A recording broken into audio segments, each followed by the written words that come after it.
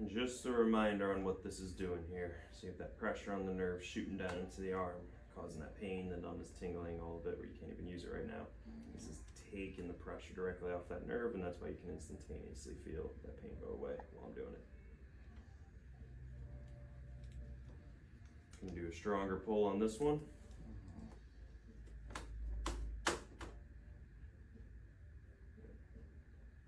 You just have to let me know if it's too much.